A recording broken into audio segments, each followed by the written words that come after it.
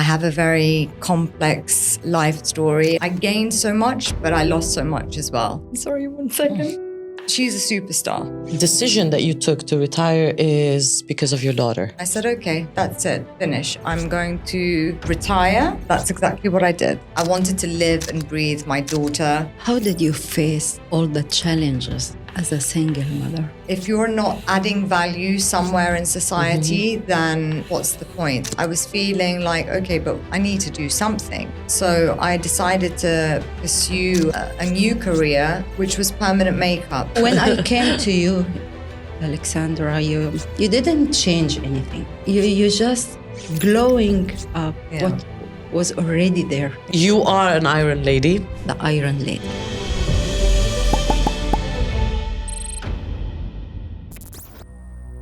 Welcome to a new episode of Podcastak. And today, we are thrilled to welcome a woman I personally call the Iron Lady. Why?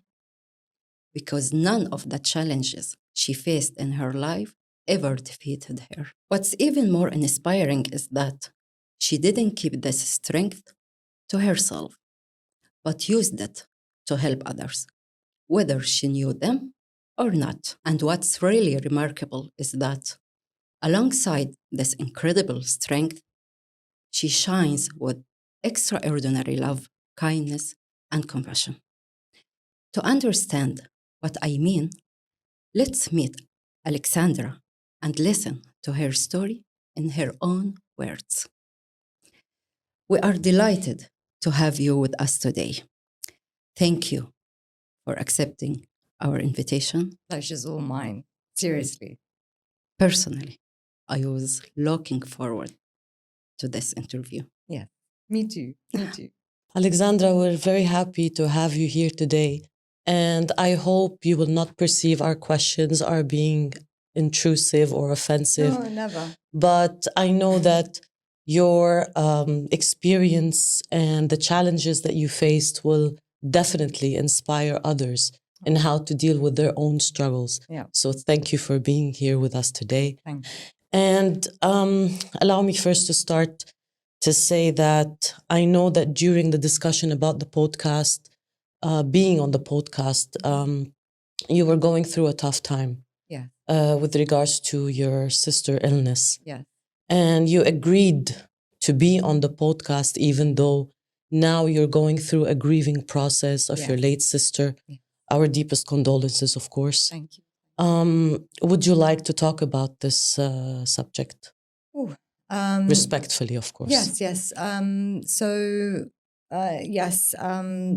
So my sister was actually diagnosed with stage 4 pancreatic cancer on February the 5th of 2024, and she passed away on December the 5th of 2024. So when she was first diagnosed, she was living in Saudi Arabia with her 2 children, and she was a corporate high flyer, as they like to say. She was a single mother. She's brilliant. And she was healthy. Everything was going so well for her life. She changed career path, actually, still within the corporate world, but she was on a new journey. She had just been in Saudi for 2 years. And we received a phone call that she was in hospital, and they did many tests on her. And basically, we found out that she was diagnosed with the cancer. And the next day, I abandoned my daughter and my parents and went to be by her side. And we were there in Saudi Arabia for a month in the hospital. I was with her. So she was diagnosed with stage 4 pancreatic cancer. And basically, it's incurable. It was incurable. And she was given 9 to 11 months to live if everything was to go as successfully with her chemotherapy. So her only option to stay alive was chemo. So I said to her, it's fine. We'll do this together. She was a little bit in denial, thinking that she might go back to work during chemo and everything. But then the realization, because she was in a bit of denial at first, the realization that this wasn't going to be possible, I had to repatriate her and both her boys. So both her boys were in school. She was at work. I just basically took over her life. And I thank her so much that she allowed me to do that. And so 1 month later, after she was discharged from the hospital, we packed 9 suitcases and got on a plane to Cyprus. I found she has 2 boys, 18-year-old and a 12-year-old. Very young. And I got the 12-year-old into school, private English school here in Cyprus, and the 18-year-old, there was other plans for him. So yeah, that was very challenging. I got her into the hospital, and basically she had to have chemotherapy every 2 weeks for 3 days for the rest of her life. So these 10 months, it's been a constant going to the hospitals, having the test done to see if she could have the chemo, then having the chemo, having all the side effects that come with chemotherapy. She had side effects with the heart. She ended up in the hospital various times. I think around 8 times she was admitted to hospital. And I just want to say one thing about my sister.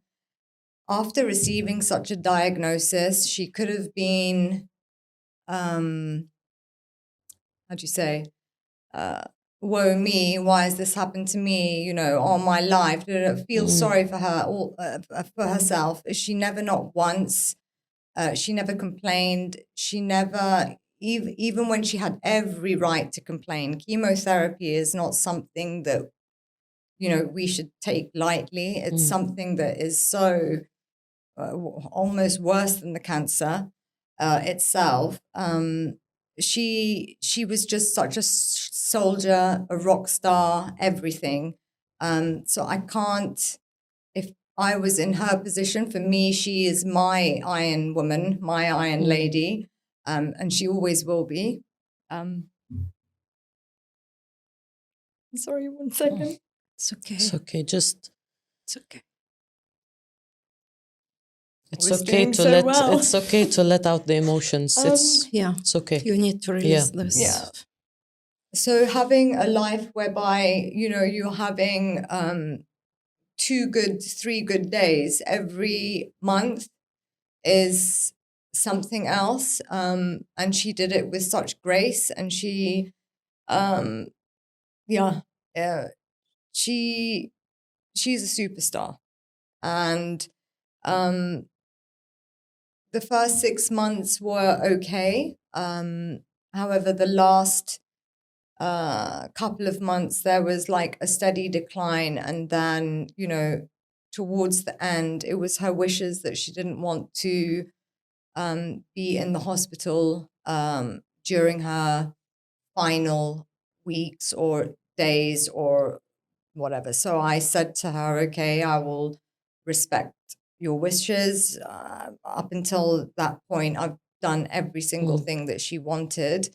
As far as her wishes are concerned, I've tried to do everything I can. I've not left her side for these past 10 months.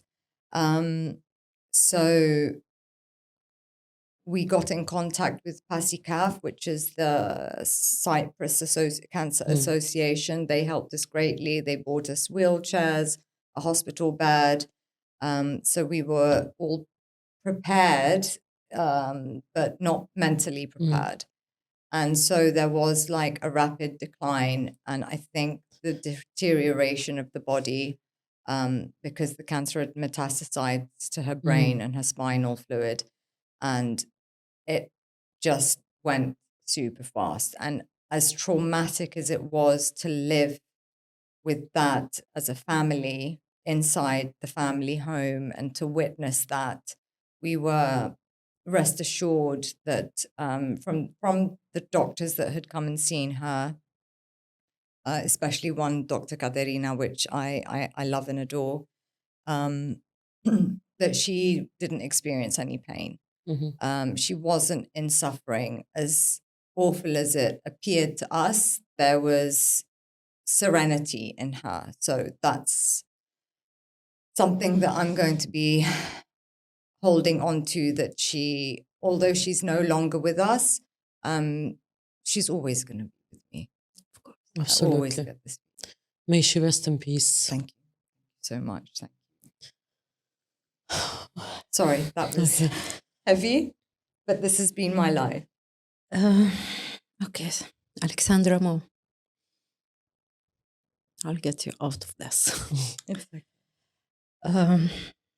Tell us more about you. I mean, how would you like to introduce yourself to the audience? So this is a tricky question for me. If this was maybe 12 months ago, I would have led this in a totally different direction. However, it's me today after experiencing the best year and the worst year of my life. I say it's the best year for me because I got to spend it with my sister. We became each other's shadows. There's not a moment that she went somewhere in the house that I didn't go, or vice versa. So it's been the best year of my life, and it's also been the worst year of my life. I gained so much, but I lost so much as well. So how would I like to introduce myself? So I'm Alexandra. I have a very complex life story. I was born in Nigeria. That's where my father was working. I'm actually Greek. My family were all Greeks, but we're Greeks from Egypt. Egypt. Alexandria. Interesting. Yes. My beautiful candid. Yeah, we're Greeks from Alexandria. And my sister was very proud of that. And so are we all. And I was raised, I went to boarding school actually when I was 8 years old in England. And both my sister and I were in boarding school for 10 years because there was no good education in Nigeria. And this was the thing that was happening back then in the 80s. Yeah, so I did all my schooling and everything in England. I continued on in further education and university, and then I got myself a job. I'm in the accounting and finance field. I think my generation, everyone was just going, it was the university path. That was what you did back then. You were working in England. I wasn't working in England. I was studying. You were there. studying there. Yeah. Okay. Yeah. Mm-hmm. And then I did my university and everything in Greece, and got my degree. Met my ex-husband. We'll come to that. Yes. And now I'm a retired 48-year-old that is retired completely from corporate America after being there for 17 years. So you were working in America? No. I was working for an American company. American company. So NCR. In which country? So first in Cyprus and then in England. Okay. I moved back to England and then I moved back to Cyprus. There's a theme with me that every 8 years I move country. So why did you come back to Cyprus? I mean, if you were settled, you had a job and everything, but you retired and then moved back to Cyprus? Yes. Mm-hmm. What made you move back to Cyprus? So I was deeply unhappy with corporate America. I started, although I was, I had some sort of status, I was a Microsoft subject matter expert for licensing and everything. I had, a global account worth multi-millions of dollars. my working hours slowly became from 8 hours a day or 9 hours a day to, 12 hours, sometimes 14 hours. So I'm a single mother since my daughter was 4 years old, and it started becoming increasingly difficult to have although I was working from home, it was very difficult to have a, a personal life. It was very demanding, the job. Extremely demanding. And it was started to take away time from my daughter. I'd find myself at 8 o'clock 7 o'clock in the evening. I'd have a conference call with America, and I would have to say to my child, just go to bed and I'll see you in the morning. Well, this is not, it's not how I wanted to raise my child. Although we had moments with quality time and everything, work started taking over. And I could feel that because there was an expectation to start working on your mobile. It wasn't like 10, 17 years ago when we first started, we had laptops and, you finished work at 4 and it was 4 o'clock and that was it. Now it was the expectation that you were going to work until 10 o'clock at night and then be online 8 o'clock in the morning. So, I woke up one morning and I said, I have to change my life. And I decided to buy 60 books. Wow. I read the 60 books in a year, and within a year, I was actually made redundant. But they wanted to not blackmail me, but it was kind of like, you have to take this, or you're going to be out of a job. And I said, I don't have to do anything. Show me the money, give me the package. And they said, but you've got a daughter, you can't leave. And I'm like, no. Show me the money, and then I will decide what's best for my daughter, and I will leave if I choose to. So they showed me the money. It wasn't extortionate. I had already done my savings. I'd already made my investments, and I said, okay, that's it, finish. I'm going to retire, and I'm going to take myself back to the sunshine in Cyprus with my daughter, and that's exactly what I did.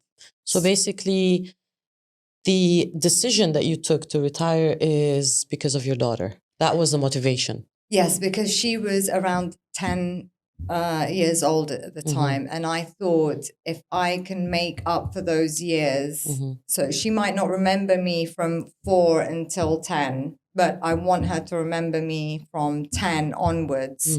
I want us to build even more on our relationship. I want to form something truly special, whereby I'm not saying to her, I don't have time for you, I've got work. That was not going to happen. I wanted to live and breathe my daughter. As weird as that sounds, I just wanted to make sure that we are bonded and connected for the rest of our lives. And I wanted that foundation to be even more built upon during those years of ours. Not to let years pass by and not have a proper connection with your child and, build memories at least, Exactly. You mentioned that you were a single mother. You were a single mother there. So you were separated or divorced. Yes. So I was separated.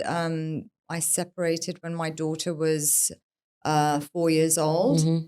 And because I actually moved to Cyprus to be with my then ex-husband, because I met him at university, I followed him to Cyprus. But I had always kind of said, if we ever have children, and something were to happen, then I would want something more for my child. All my education was in England, and I had a yearning for my daughter to experience the kind of life that I experienced, but I always wanted to give her something even better than my own life. How did you face all the challenges as a single mother? I think for me, it wasn't a challenge. It's just something that I had to do. So when you do divorce or you separate from your loved one, and there's heartbreak and everything else, there's practicalities that come in place. It's two incomes in one household, and all of a sudden, you're responsible for this child by yourself. And not only that, I wanted to move to England. So taking her away from her father for me was very difficult. I didn't want to do that, but I felt that it was in my daughter's best interests, because I had to move away from my parents, because when I got married, my parents came and lived in Cyprus. We're living in Cyprus.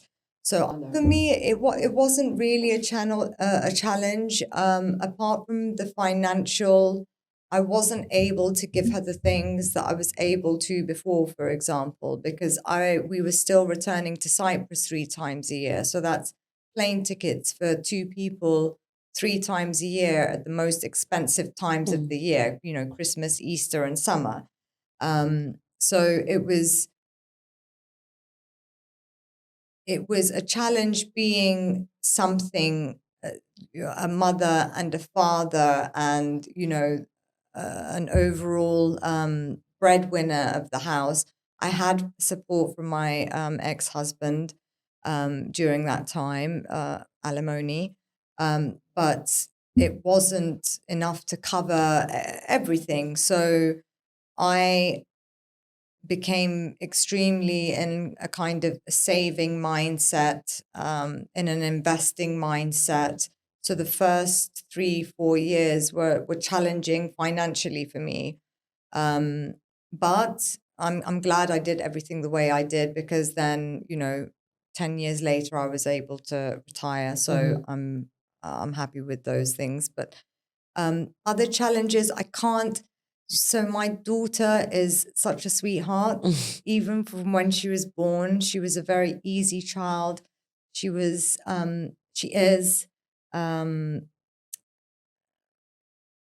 just so easygoing, and she's a good kid. She's got the best heart ever. And it was very easy raising her. I'd tell her, okay, don't do this, and she wouldn't do it. I didn't have this kind of back or forward with her. She was always listening. There was always a lot of love there, always a lot of respect there. And it was, this kind of union of 2 people. I remember when she was very young, she said, "Mummy, can I marry you?" And yeah, if I could, I would. But I told her we can't get married, and she was crying. Oh. Yeah. At one of our previous conversation, you mentioned that you faced a health issue, and because of this health issue, something in your life changed. Can you talk more about that? Yeah, so in my 20s, during and shortly after my studies, I had like very low iron levels in my blood, and I was fainting sometimes 3-4 times a day. And we didn't know, we'd be out randomly, and all of a sudden I'd just go, bam, and everyone's like, "Oh, it's okay, she'll come round." My mother and father actually got used to telling people it's okay, she does it all the time. So we then started looking seriously as to, what's going on. And it was this incredibly low iron in my blood. A lot of the doctors were saying to me, saying to my parents, her blood pressure is super low, her iron is incredibly low. I don't know how she's standing. And I got used to being like this. I was still doing normal things. I'd still go out on a Saturday night and be able to dance the night away. Wow. But during the Yeah. week, I would collapse, and whoever found me, found me. It's fine. And I think it got to a certain point that I was considering having a child, and things were quite difficult, but I wanted to get my health up to, a standard. And the doctor said, you won't be able to get pregnant because there's no way. You shouldn't actually be standing theoretically, practically. So you need to get everything fixed. So we had lots of blood tests. I had intravenous iron. I had injections. I even had this a test on my bone marrow, which I don't know if you've ever experienced it. It's painful. I hear it's very painful. It's the most painful thing that Yes. you can ever go through. It was highly traumatizing. But we continued on, and then the intravenous iron that I used to have, along with the along with the cancer patients, actually, because we were in the vibrating lazy boys, which helps the blood kind of circulate when you're having these types of treatments. Everything was working, but very temporary. So I'd have to have it more and more often. But then they stopped doing this treatment in Cyprus because of the risk of anaphylactic shock. So I was kind of left alone, and my father and I said, well, if no doctor's going to diagnose me, then let's, do our own tests. So my father had mentioned something about being a celiac, which is someone who has a severe intolerance, let's say, to gluten. And I was like, no, that's not it. But a couple of years later, we kind of went for the test. I had an endoscopy or whatever it's called. And yeah, they diagnosed me with being a celiac. So I had to go 180 degree in my diet. A complete change in lifestyle. A complete change. I was such a big foodie. I still am, but I'm very careful. Yeah. Like even if you flick a breadcrumb my way, I'm like, no. I'll get very, very sick after. Yeah. So I try to be careful with restaurants, even sauces. I read every single label when I go to the supermarket. But this has been my life for the past 18 years. But I'm fine. It's knock on wood. Yeah, it was a big adjustment. Yeah. There was some tears shed when I was first told that I had this. But yeah, that was when I was 20. So it was very different. If that had been something today, I would have been like, okay, piece of cake. So you've been struggling with this since that age, since you were 20 years old? Yes. And you've done all the adjustment till today's date? Yes. Wow. So I was diagnosed actually when I was 30, just before I had my daughter. Yeah. Wow. That's a life-changing shift, to be honest, Wow. I wanted to ask you, when you mentioned that you were working for an American corporate company and you retired. So what do you do at the moment? Are you working? What's your job? What's your career? So when I retired, I was of the mindset that that's it. I'm done. I'm not going to ever work for anyone again. I'm going to, I don't know what people do at the age of 40 when they retire, but I was thinking some Netflix, just chilling at home, just, especially living in Cyprus, living beach. Beach, living my best life. And then reality was like, well, okay, everyone else that is my age is working, so I'm alone. So we kind of formulated a plan with my sister, actually, that we would remain single and I would wait for her to play catch up with me and retire, so we could retire together. I don't know if you've seen a program on Netflix. It's called Frankie and Grace. No. It's like a little comedy. One's drinking the vodka and one is smoking weed. Not that that's what we do, but it just reminded us, okay, we want to be them, out, Selma and Louise, like conquering the world. and retired.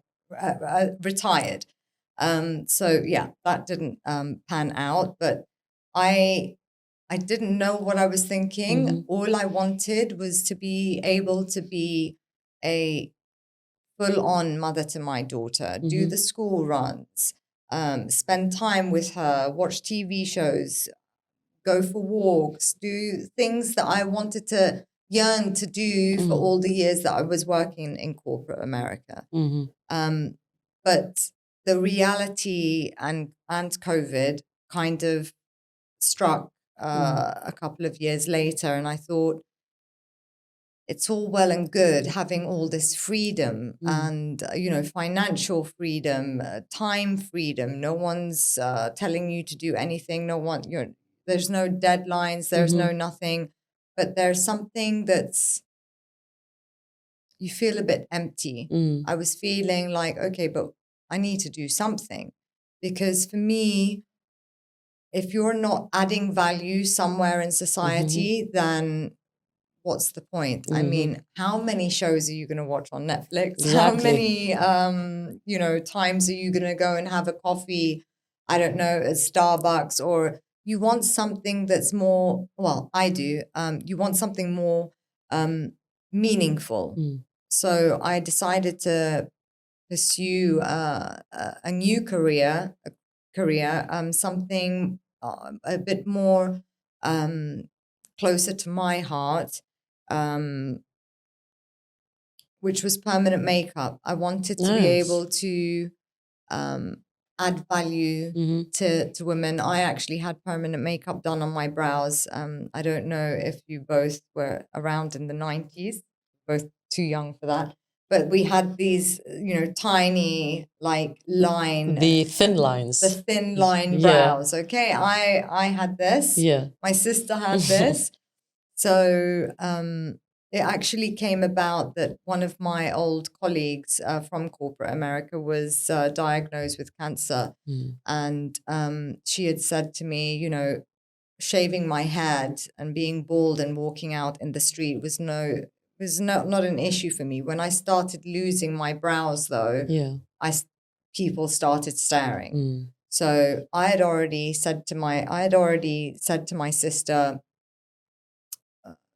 because we both were struggling with our awful brows, go and have microblading done. So I told my friend, go and get microblading done or something like that.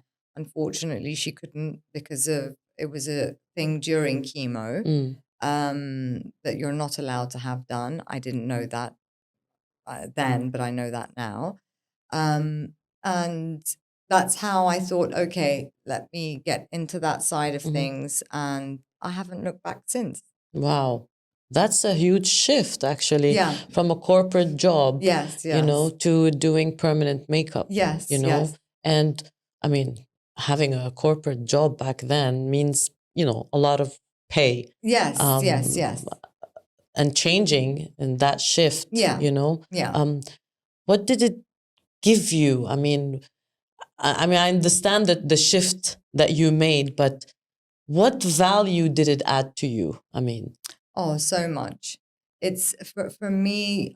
So one of the things that strike me about the permanent makeup world is a lot of people go into this industry because you get paid 250 euros for 3 hours, or sometimes you can even do it in 2 hours. It's all about the money. And the trainers, also in Cyprus, but in other places, they're like, come become a millionaire, do brows like me, train people like me, or something like that.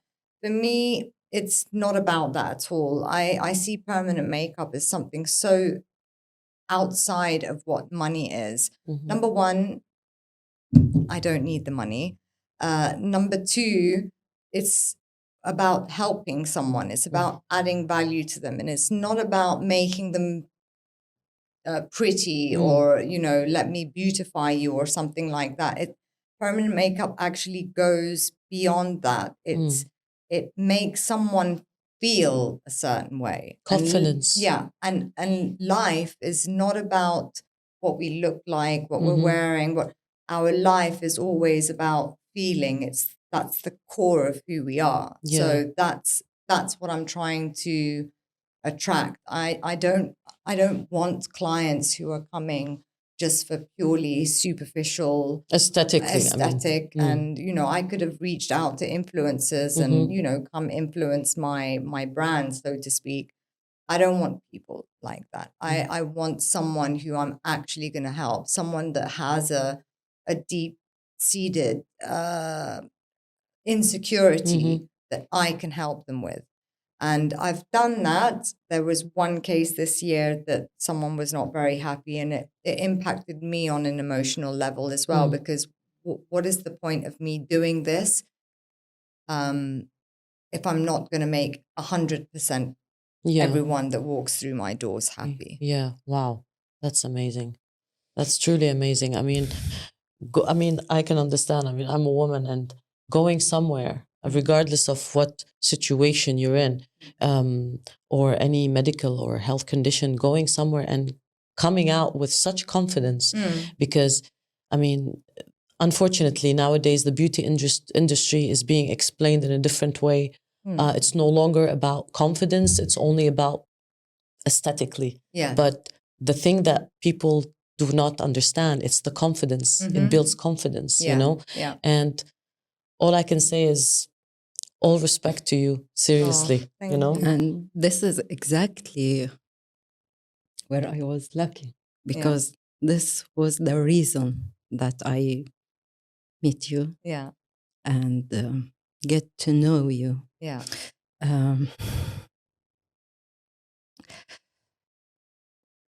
By Alexandra, I took the first steps toward regaining my confidence. Let's say, shedding the introverted and depressed version that I was, and forever. Really? Wow. And I was so lucky to meet her. Do you know, Nancy was actually one of my first, well, not my first single, she was still in the single digits, but I was so confident in my skill that because I had done a lot of things that people don't do in this industry, which is practice on fake skin, not on people's faces. That's my first thing. So when someone does come with, their face, I'm not messing it up and saying, oh, it's okay, I'll take your money, but, just, you can deal with your face. It's not my problem. So I take everything that I do, especially in this industry, very, very seriously. So when I first met Nancy, I still have because I always request my clients to send me a picture, and she sent me a picture. And I think I had 200 followers back then. And it was, I was like, and she's also from Limassol. Yeah. And I'm thinking, ooh, does she know that I'm not such a beginner, but does she know that? But then I'm thinking, well, actually, no. I was so like, I'm going to help her. I'm really going to help her. And I loved her picture. I still have her picture on my phone, actually, her before. I still also have her during and after the process. The process.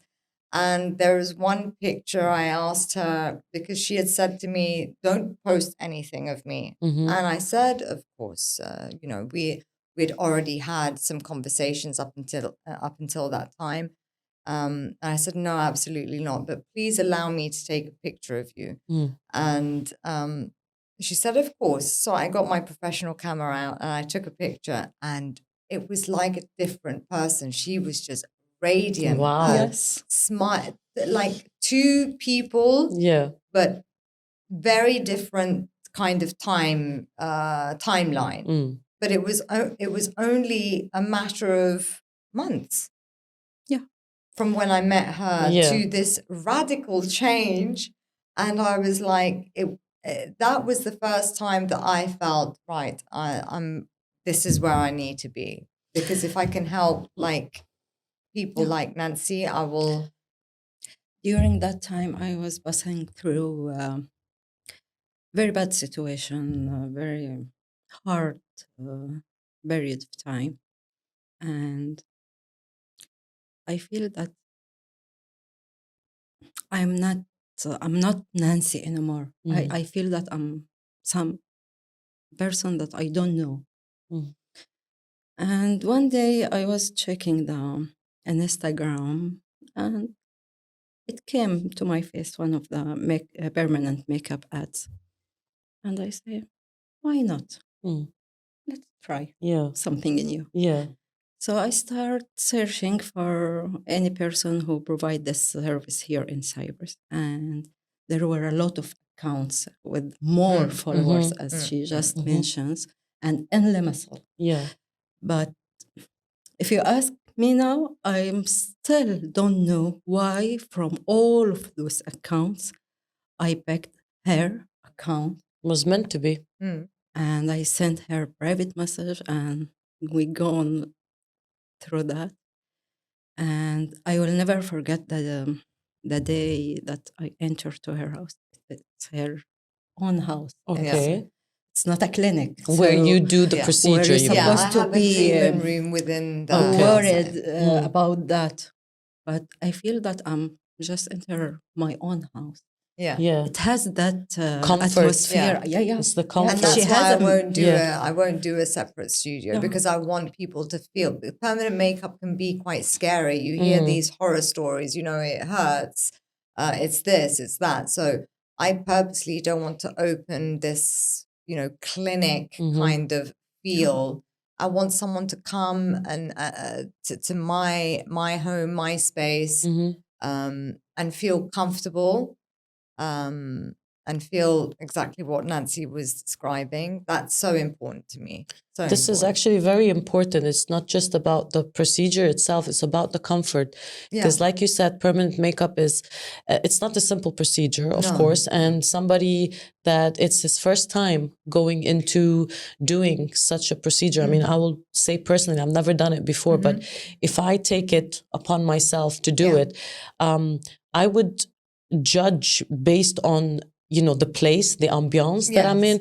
I need to feel comfortable in order to be able to go ahead with it. In addition to something extremely important is the person. I mean, we're talking and I can feel there's a light coming out of you, and that's very comforting, and not many people have this quality or aura, if you want to say it in other words. So it's how you make your clients feel comfortable. This is very important, in addition to your skills, of course, and your expertise. So you have gained a new client. Thank you. You're welcome anytime. Thank you. Alexandra, I want to ask you, in your own opinion, what do women need the most to boost their confidence and unlock new opportunities in life? Because I know that you have that section that belongs to the life coaching. So I have to use that. Life coaching. That's a She has a new lot of skill that we surprise. need to know about. So for me, I always speak about, it's like just what you said. It's not about what someone looks like. It's the feeling. We say in Greek, or the ekbenbi, what someone is. I don't know the word. Showcasing or presenting? Like the aura that is shining out of someone. I've met some of the most beautiful women, most handsome men in my 48 years, but if something is not well inside, this will show straight away on the outside. I think it's so much more important to really showcase what's inside. So for me, the most important thing to give women confidence is to make them understand that whatever's happening on the outside, that's not going to help you. It might get you somewhere, but it will only get you to a specific place. Then there's going to be a cap, because then you ultimately have to, even I'm an introverted person, but you have to have something extra all the time.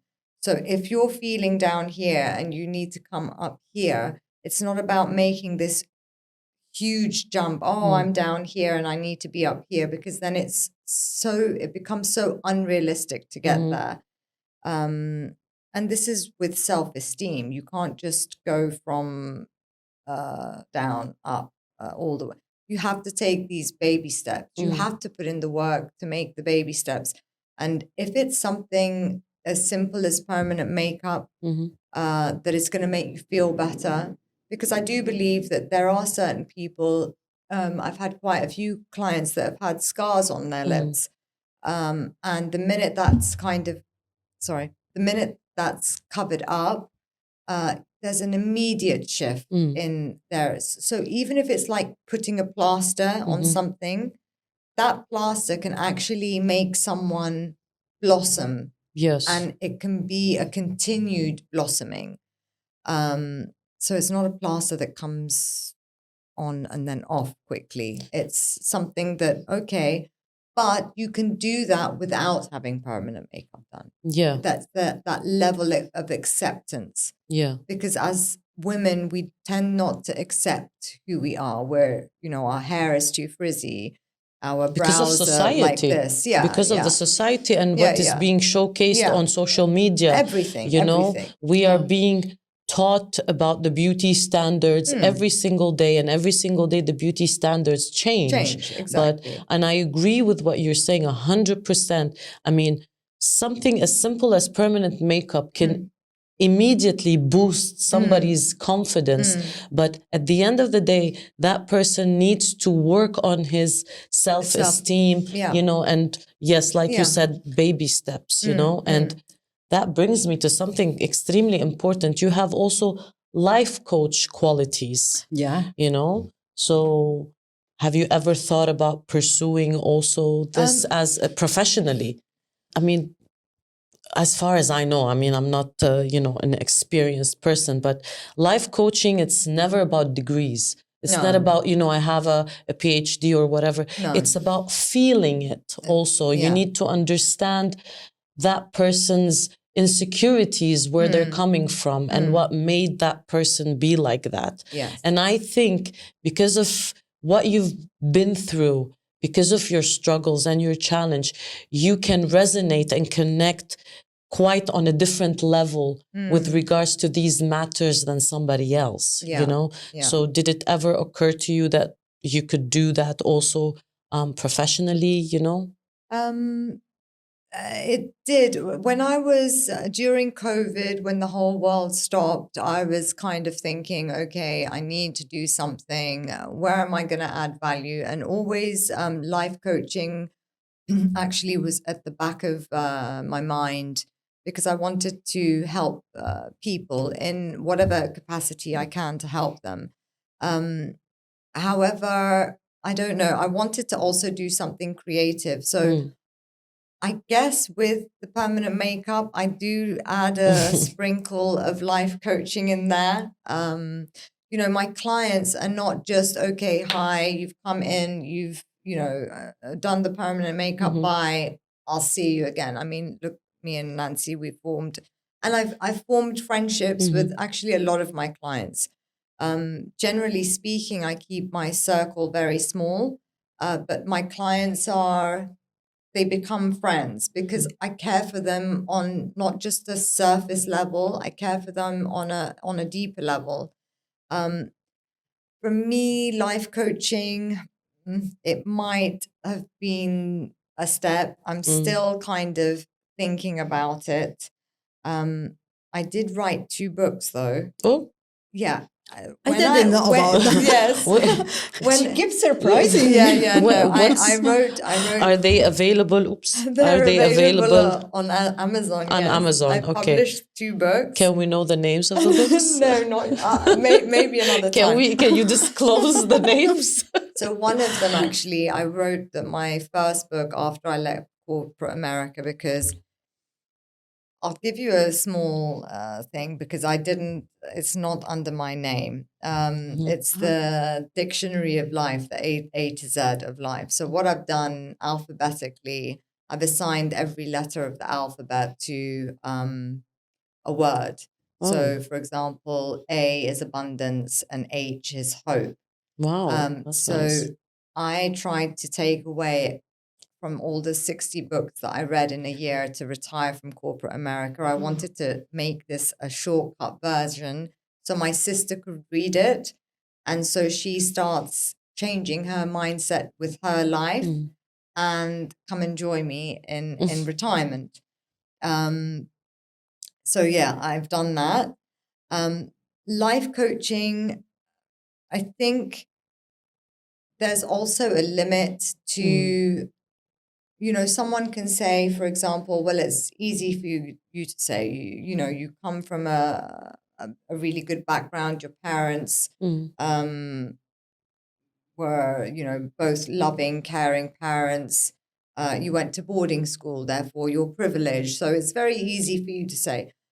So let me just tell you that just because someone is born into a somewhat more privileged position doesn't mean to say that they're immune from abuse, being attacked, or, that's other issues that have happened in my life that, okay, I maybe not going to discuss here today. But it doesn't make you immune from the harshness of life. So what I'm trying to say is that you can help people to a point where they want to be helped.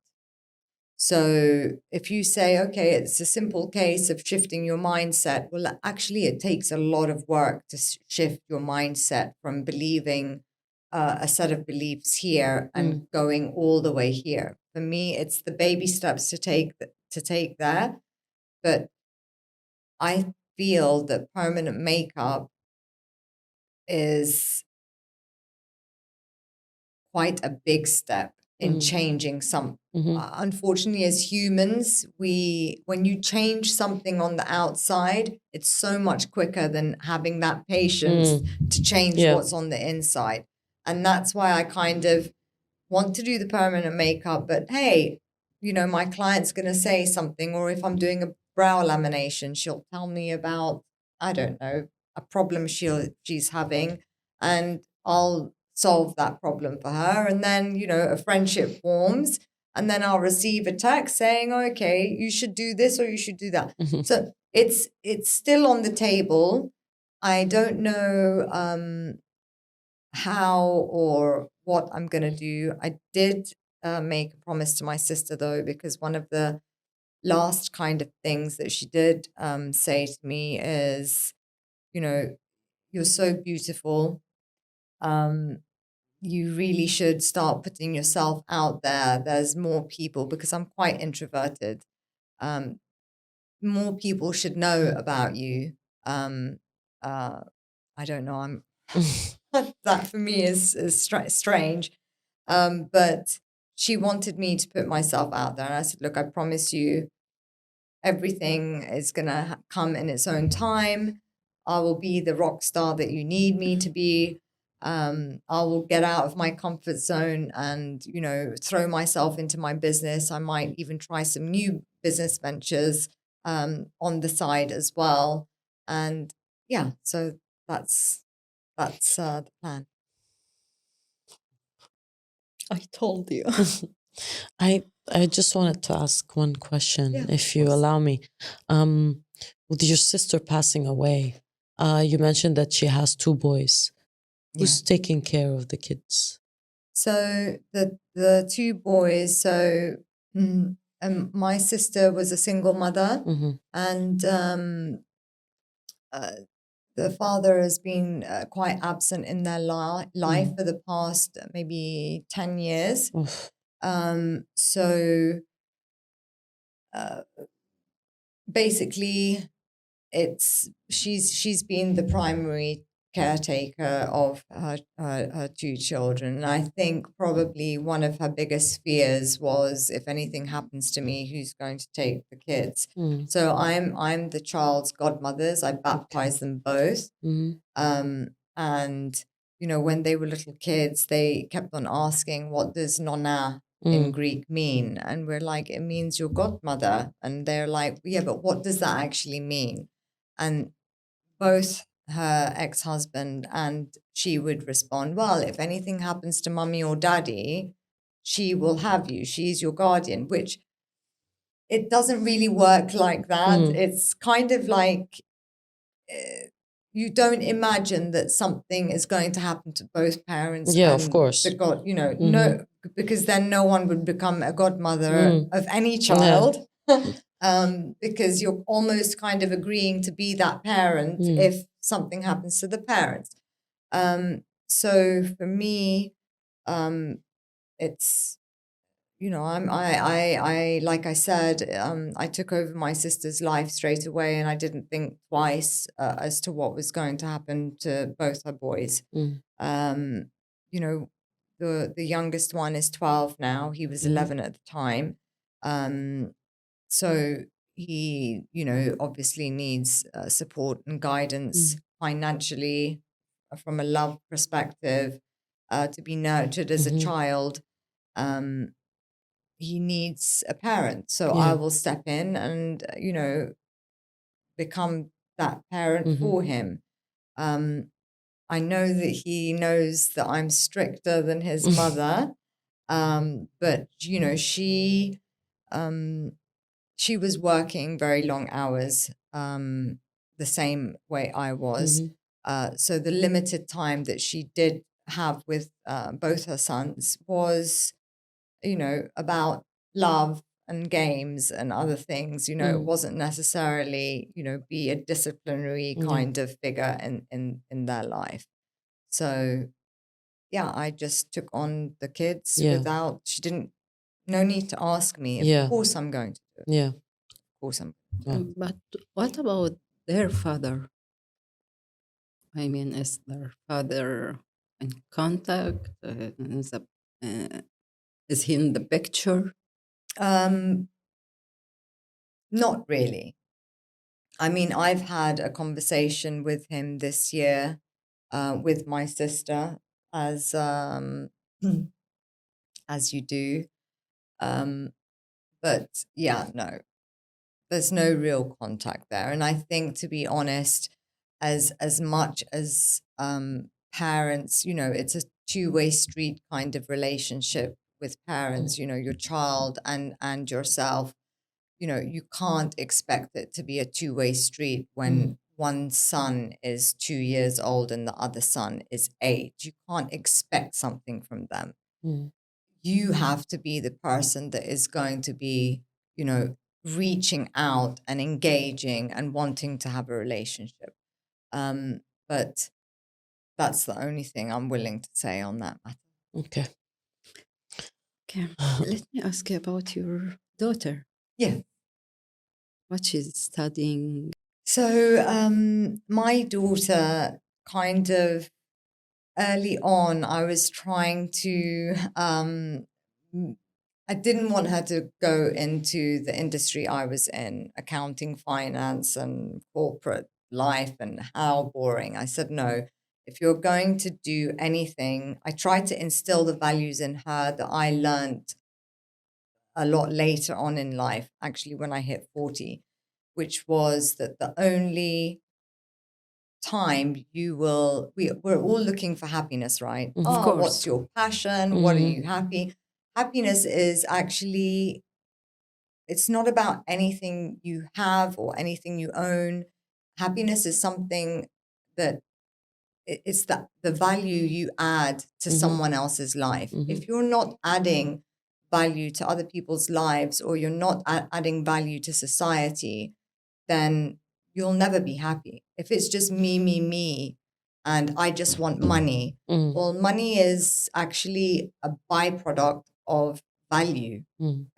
It's not, if you chase money, you'll forever be chasing money. If you chase other dreams and aspirations, such as helping people or anything like that, then you will receive money. It's like the natural, universal laws. So I always instilled in her to want to help people in some way or capacity. So she wanted to go down the medicine path, which it was extremely difficult. She put extreme hard work into the situation. Generally speaking, from a young child, she excelled with school and everything. This year, though, it was a big toll because she was doing her A levels, and 2 months before her A levels, well, almost 3 months before her A levels, we got this big, awful shock. So she was devastated. She had a very close relationship with her, with my sister, who she calls Nonna. So she's now going down a garden path of still wanting to help people, still on the medicine route, but not that commitment of going all in on medicine. So then she'll be able to have something more, more opportunities for herself. Okay. What are the core values that have become central to your life after everything you have been through? So for me, it's no matter what, be kind. Don't treat people the way that they treat you, because then you become just as bad as other people. So always, no matter how someone is treating you, always be kind, always come from a place of kindness, compassion, and strength. I never want for someone else to bring me outside of myself.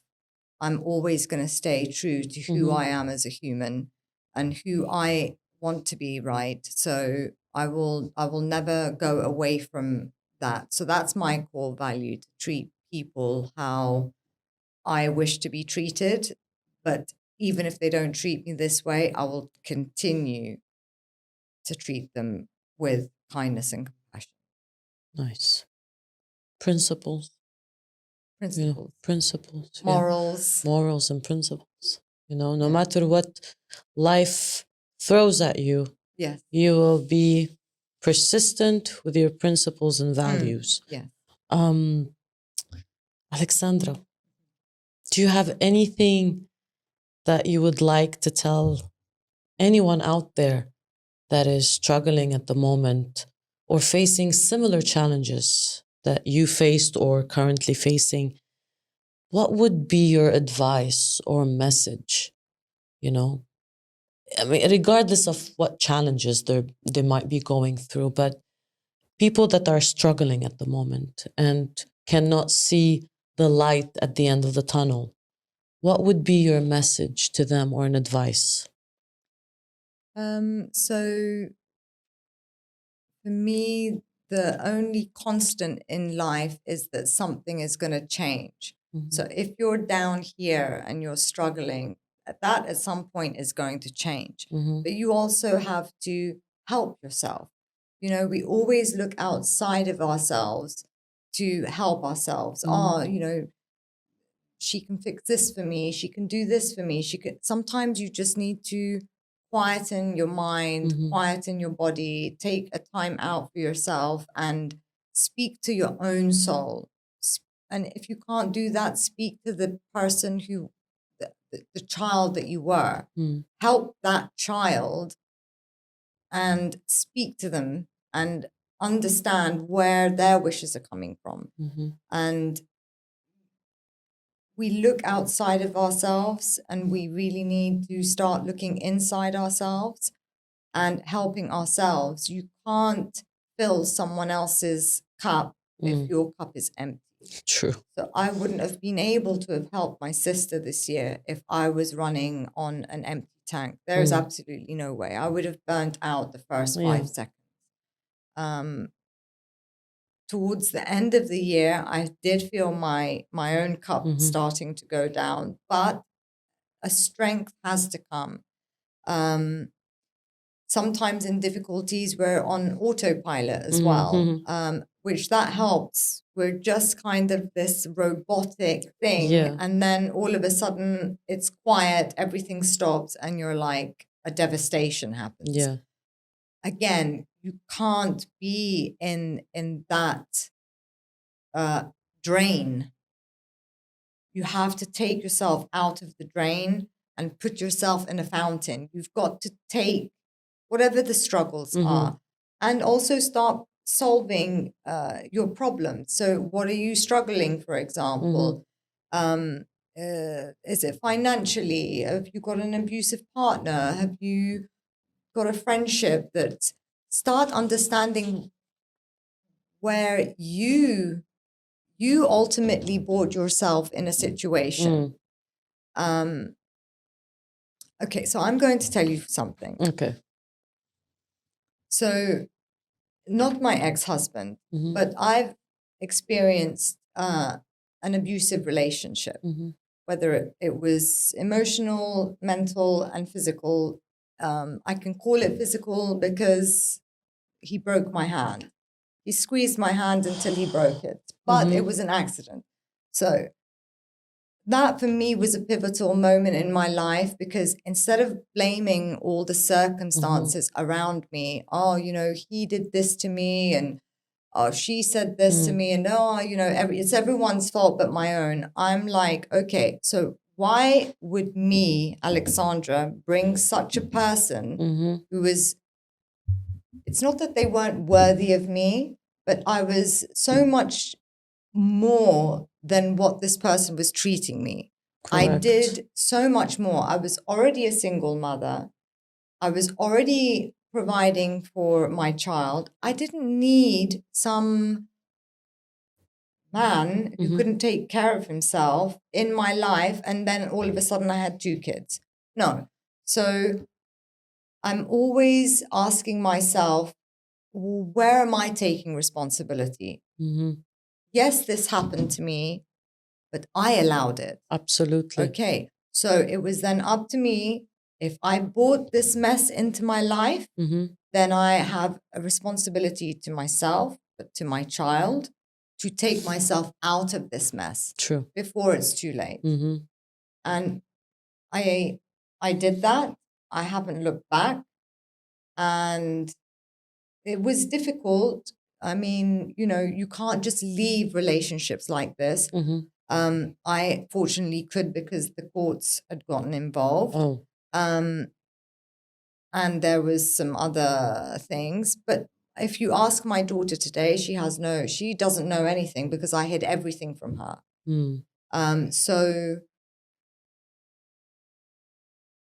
going back to your question, I think it's very important that people take accountability for their lives and responsibility. You can't sit there and complain all day that, I wasn't privileged to have a good or blame background. Others even. I wasn't this. I didn't have this. And you're successful because you had money. It's not even about that. It's purely about understanding what role you are playing in your life as well. Absolutely. I wasn't the main character. This gentleman was the main character. What he wanted, and I was some sort of, cleaner or, whatever. So no, you define what you want from your life. There's a saying, you're the CEO of your life. Yeah. You promote or you demote. Exactly. So basically, you have to understand, regardless of the situation, your surrounding Yeah. and what led you put yourself Yeah. in that situation without resorting to blaming external resources. Because yes.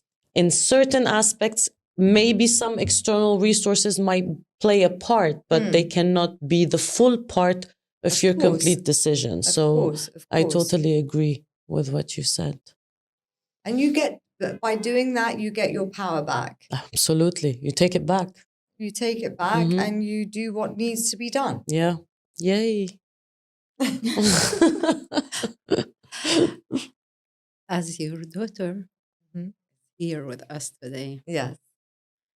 what advices could you give to her for her future as a mother, wife, employee? So I think I've always tried to instill in her to have self-esteem. That's from this high, this is my number one thing. And I was great until she hit the teenage years because everything happens with the hormones. But I think self-esteem is the one thing that maybe made me not make some decisions that were questionable in my life, going back to this other situation. It was low self-esteem. I wanted validation from someone. Oh, this guy's nice. And, I've known him previously. And, he used to be the cool kid at school, but now he likes me. No.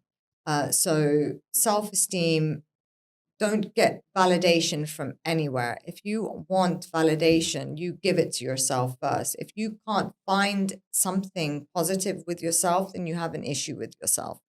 So I don't want other people to tell me, "Oh, you're beautiful, you're beautiful." No. That if I don't wake up and feel myself that I'm beautiful, and as a person, I'm not talking externally, then there's something going on here. So with my daughter, it's the relationship that you have with yourself is over. It's the longest relationship you're ever going to have in your life. And there is kind of always going to be a thing with yourself. There's the good, not the good and the bad. You're going to have that good voice and you're going to have that bad voice. You have to connect those two voices and make sure that you're always on the path of feeling good about yourself, having that self-esteem, that self-confidence, having the core values to, understand that you have to be responsible and accountable for your own life, and just to lead by kindness and compassion, no matter who they are. Even if someone's done you wrong, you can be diplomatic about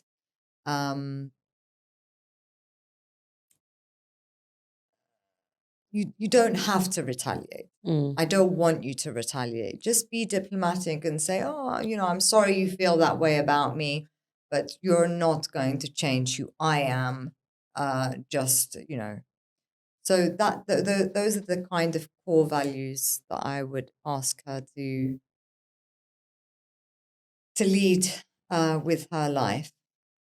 So, if you go back in time to your younger self, do you have any advice you would have told yourself back then?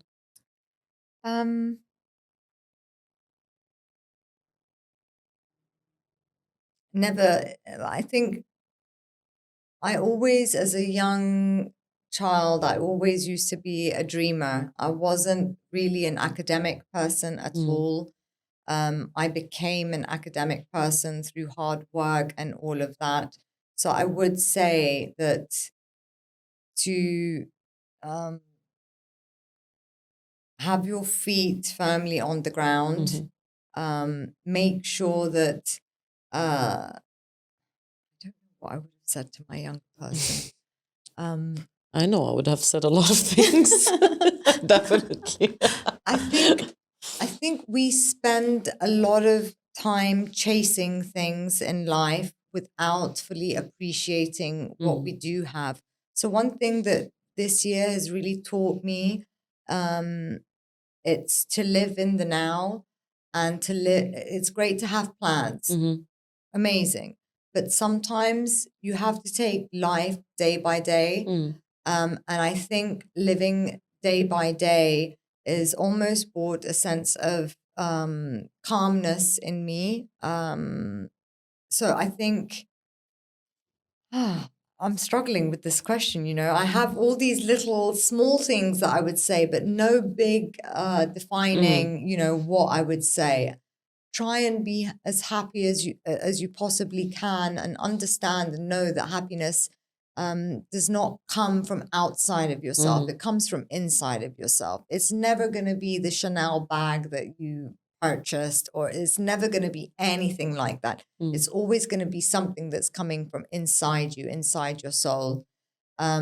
I would have said ignore anyone who wants nothing to do with you or wants to bring you down in any way, because it's a reflection of them. It's got absolutely nothing to do with you.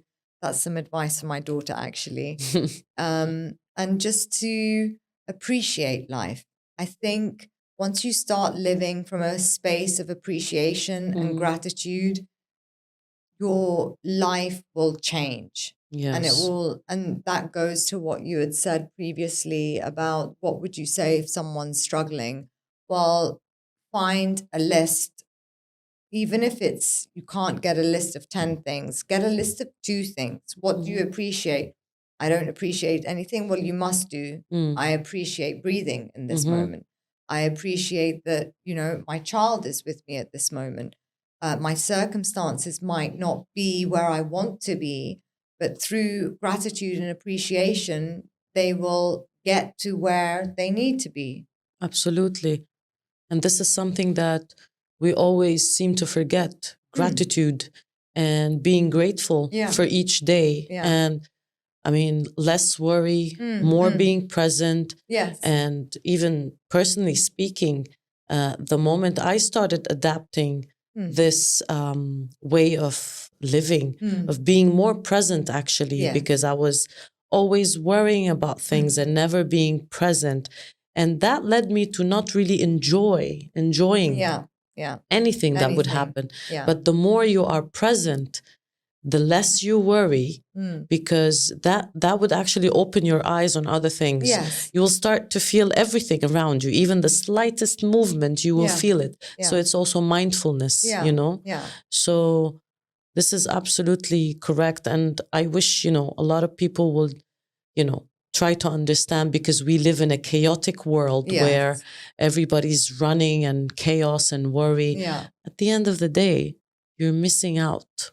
You're missing out, because life is so short. Yeah. We're not trying to be dramatic here, but it's true. true. No, Life but is so short. Enjoy the moment. Being Because you present do is not- important in your daughter's life, in your family's life, your friends, and I'm not saying, to pull back on work or responsibilities, but that worry for a future or for your plans that they might change in any second. Any second. So.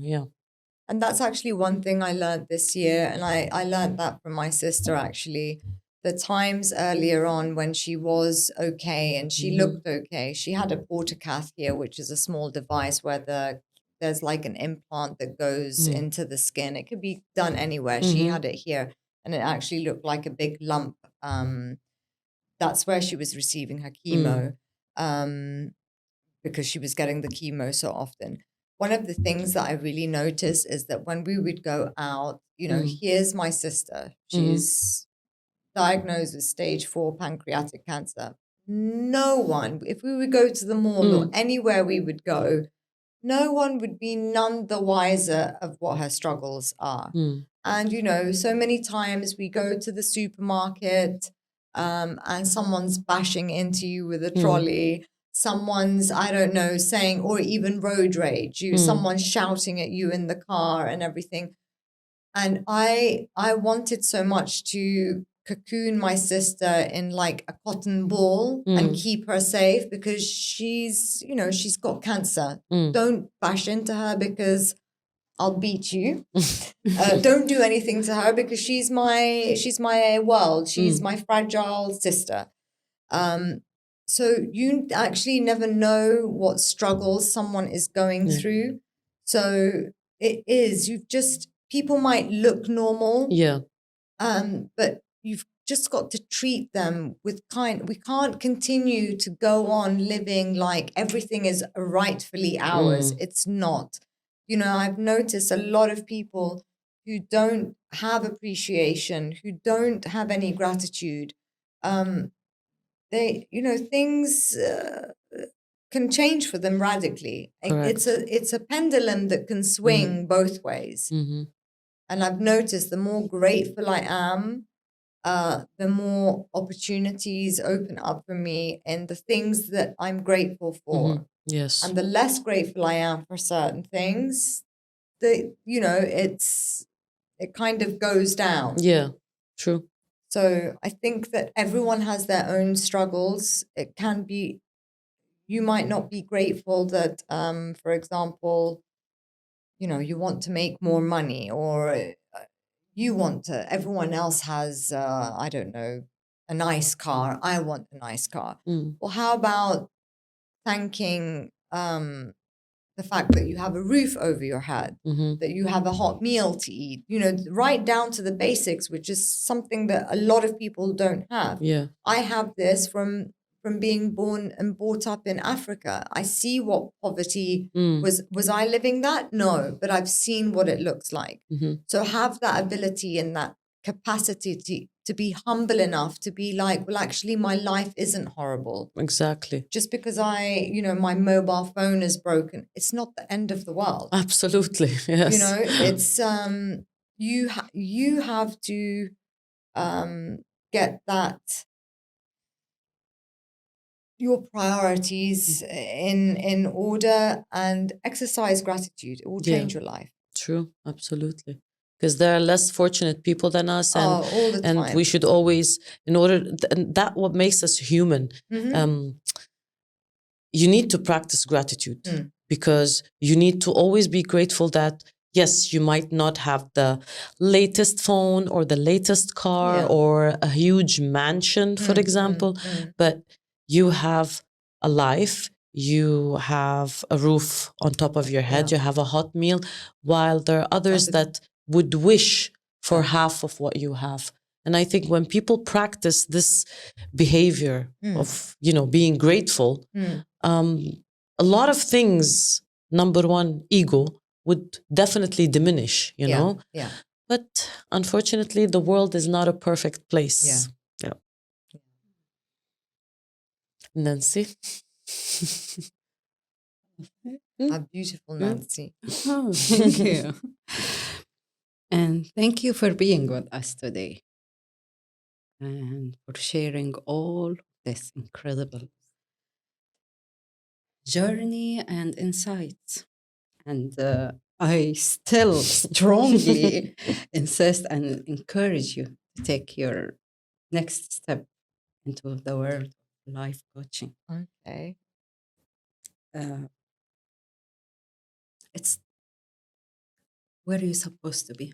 Yeah. This is what I believe. I believe that this is the area, or this is the field that you're supposed to be. I will. I'm going to listen to that, and I Yeah. might I come wish. and knock on your door and ask her. Because when I came to you, Alexandra, you didn't change anything. You didn't give me a Botox or filler or make my nose bigger or smaller. you just glowing up what was already there. Yeah, True. I reignited a fire that was True. out. Absolutely true. I like you what should you have, said. You should have had that in the first place. You should have felt this.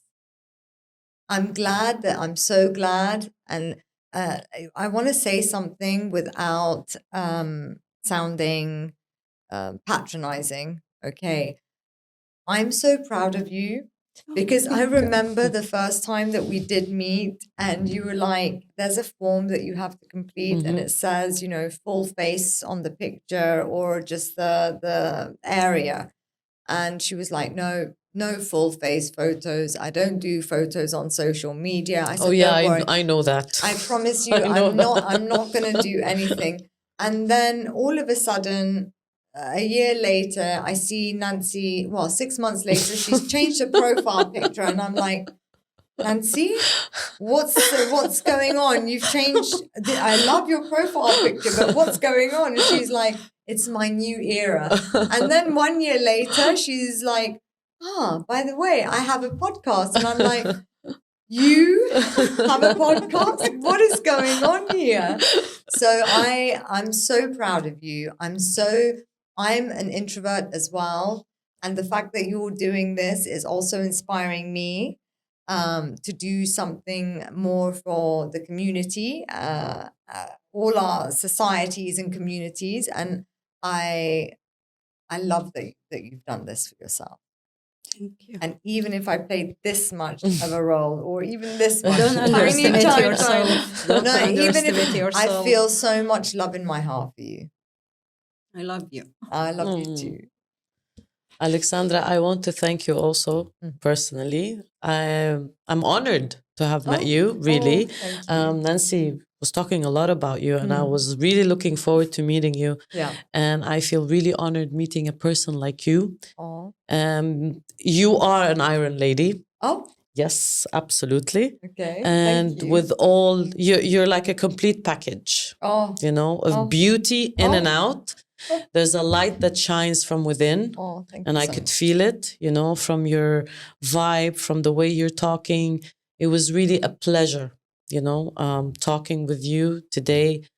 I feel, my heart is warming up, because it's so nice meeting people that still believe in core values and principles 100%. nowadays. And coming from, all the struggles and challenges that you've been through, and you're still standing on your feet. Yes. This is...